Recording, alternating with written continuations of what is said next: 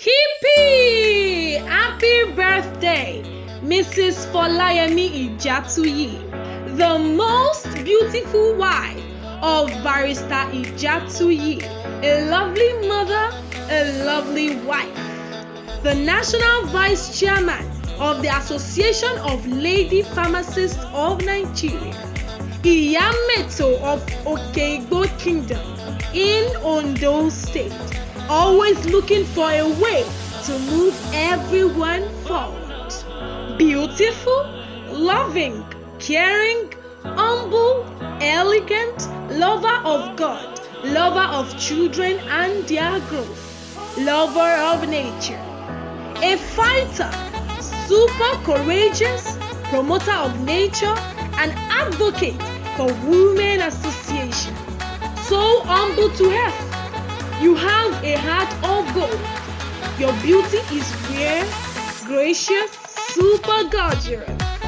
Happy birthday, my beautiful wife, Aya Ijatuyi Omo Adewole.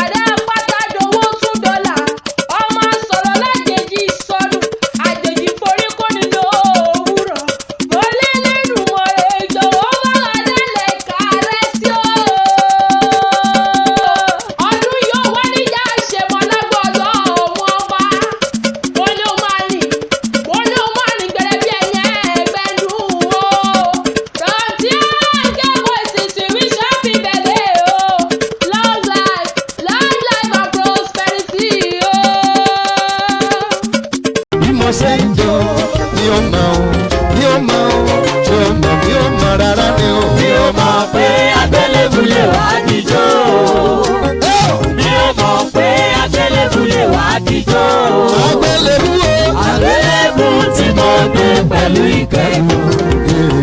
Ìgbà tí mo gbé dé Kábàárì ló wá ní ìjọ. Ó ń sọ́jú kan àtẹ̀gbẹ̀rẹ̀ yìí. Èrò